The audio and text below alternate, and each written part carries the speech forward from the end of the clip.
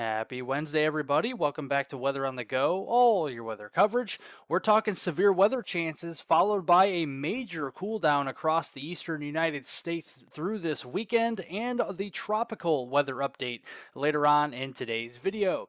If you are a new subscriber to the channel, thank you so much for subscribing. If you haven't subscribed, make sure you do, especially if you like detailed weather breakdowns across North America and on the tropics. And be sure to press the like button as it helps out more than you know as we're on the road to 100,000 subscribers. And I would love to hit that by the end of the year. So you can help me out by subscribing down below. It's absolutely free. So getting into the weather forecast here, these are your storm reports from yesterday on Tuesday, October 3rd. And we did have a severe weather outbreak across the Central Plains, particularly across Nebraska, getting into west central Kansas here, and even a couple reports down into West Texas. We had 61 wind reports, 24 hail reports, and even 2 tornadoes reported primarily into northwestern Kansas yesterday. And I do feel the number of storm reports will be going up over the next 24 to 48 hours as more storm surveys are surveyed across this region. But in total, so far, 87 severe weather reports are reported across the middle of the country here from yesterday. And looking at today's weather pattern, we have that trough continuing to dig down across the Great Plains here. This is going to send a cold front across these regions today, and then a trough will continue to intensify across the Midwest and Great Lakes region as we go into the end of the work week on Friday, October 6th. So our temperatures will be cooling off in a big way. And previewing the next couple of days here, these are your afternoon high temperatures today. We are into the 80s and 90s ahead of that cold front across the eastern United States. But here's the preview of what you can see behind it. Back here into the Dakotas, Minnesota, and the northwest United States, even southern Canada will be seeing highs into the 40s, 50s, and 60s this afternoon. And then forwarding the weather into Friday, you can see the effect of that cold front as it drops further to the south and east. The northern tier of the United States will be hard pressed to get above 50 degrees, especially if you live there into North Dakota, Wyoming, South Dakota, getting into Minnesota, Wisconsin, and parts of Iowa, and even northern Illinois could be rather chilly on Friday as well. But you can clearly see where that cold front is, and it's going to continue to press down to the south and east. So a welcome change with our temperatures even into Texas here and the Gulf Coast is expected toward this upcoming weekend. And just looking at the anomalies for this is your temperature anomaly, the departure from normal this time of year. And by Friday, we could be a handful of degrees, if not more, below normal across especially the upper Midwest. We could be as cold as 25 degrees below average up here, especially into Minnesota, Iowa, and Wisconsin by the time we get toward the end of the work week on Friday, October 6th. But with the transition, we are continuing to monitor the threat for severe weather across the southern plains. We have a large slight risk that extends down here into southern Oklahoma, into north and northwest Texas, and back into western Texas this afternoon and evening. And just zooming it in, showing you the cities and areas at risk here. We're talking the Norman area, Oklahoma City, back toward Ardmore there, and Lawton, Fort Sill area there into southern Oklahoma. Into north and northwest Texas, we have Wichita Falls, Dallas, Fort Worth, Abilene, getting back toward Lubbock and Midland, and even as far west as the Fort Stockton region for that slight risk of severe weather. That is a level 2 out of 5 here on the scale. And just walking you through the biggest risks from those storms today, we do have those hailstones that could be in excess of 2 inches in diameter from the Oklahoma City Metroplex back southwestward here through Wichita Falls and Lubbock. And we have a threat for hurricane force wind gusts from Lawton down through Wichita Falls and just to the north of Abilene.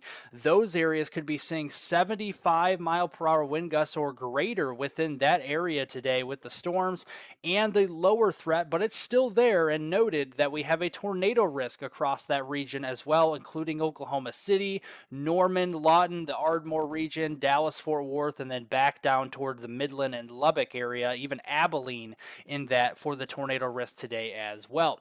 So just walking you through the setup, we do have a lot of instability starting to build today. The Cape values will be approaching 3,000 joules per kilogram, especially into Texas Hill Country here. And what that means is CAPE is convective available potential energy.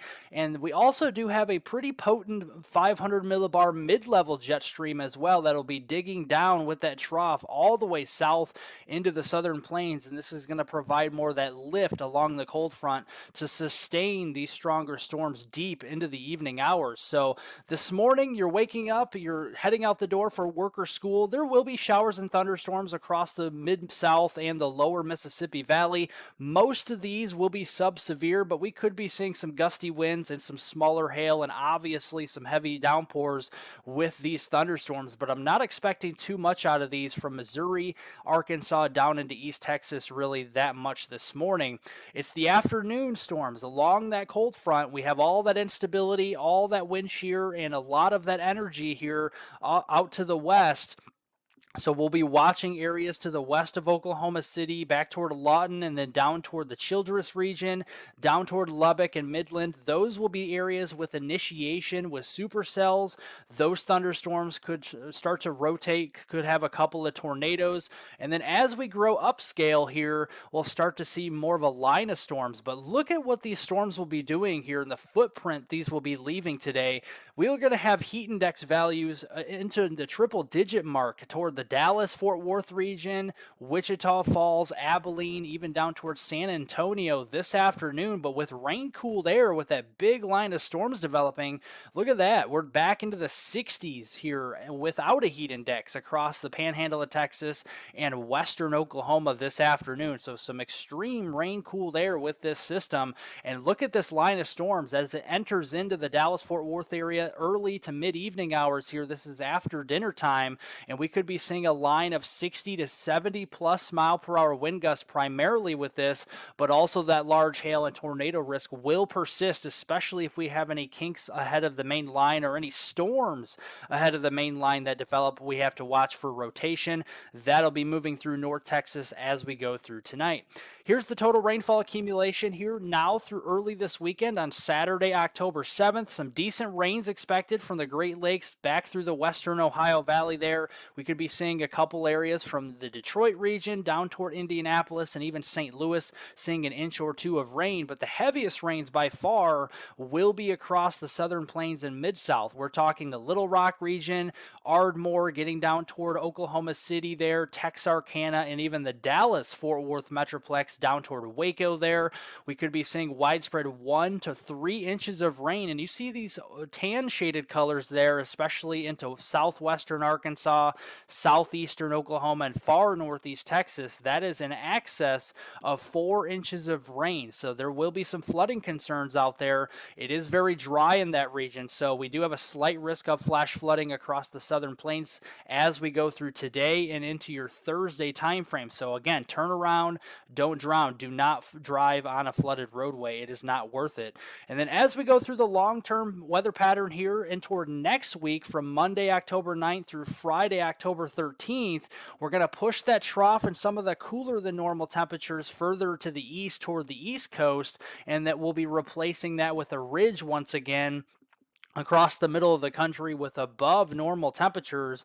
Now, I don't think it'll be as potent as our last warm-up, but we certainly could be seeing 70s, maybe some 80s returning to the picture across the Great Plains as we head into next week. And also underneath that ridge, a lot of sinking air, lots of sunshine, so we're going to be seeing a lot of dry weather across the middle of the country, primarily from the upper Midwest, Great Lakes down into portions of the southeast there.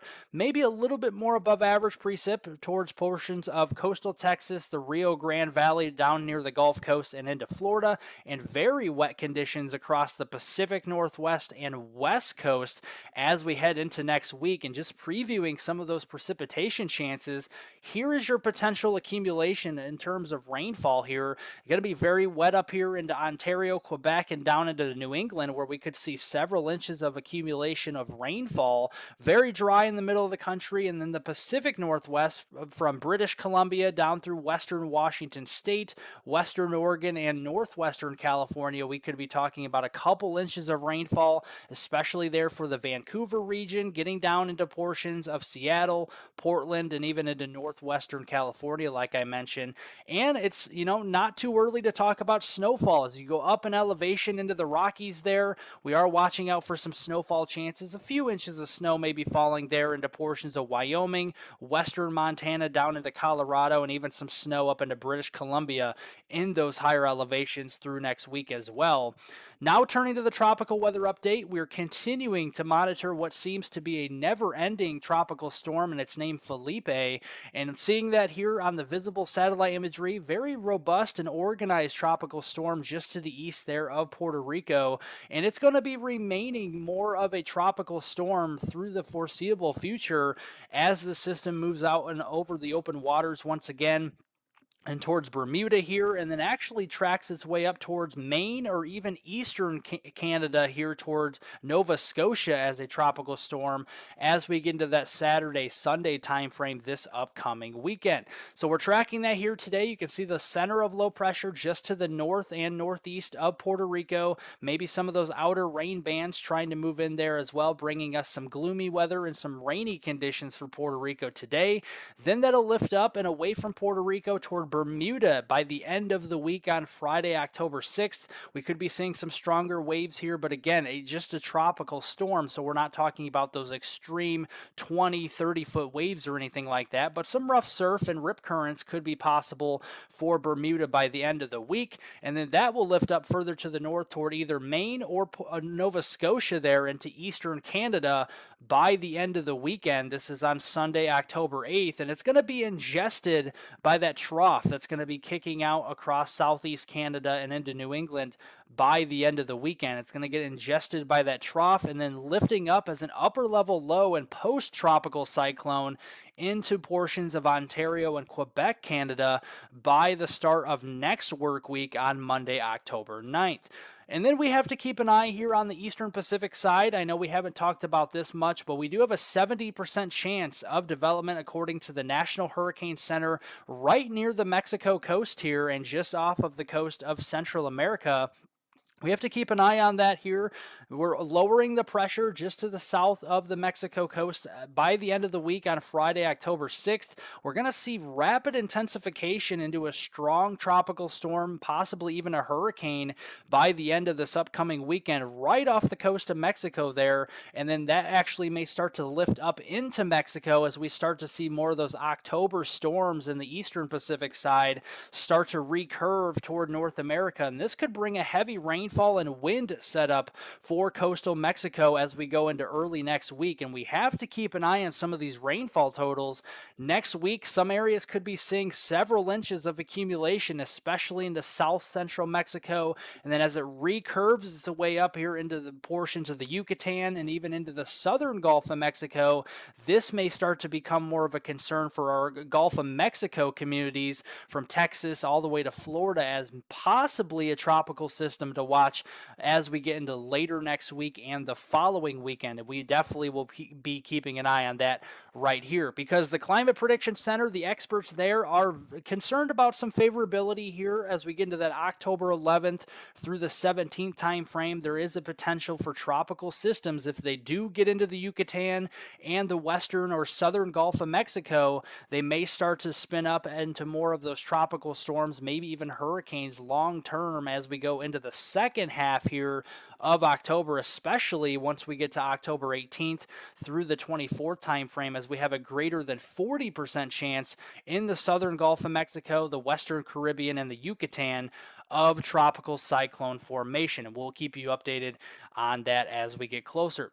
If you have not seen my winter forecast for 2023 and 24, make sure to hit the link for that video down below this video. It's in the description. Lots of great information on what to expect this upcoming winter. If you have not seen the video, make sure to give it a like and comment any questions and concerns you do have about this upcoming winter on that video. I will be sure to answer each and every one of your questions on that for the winter.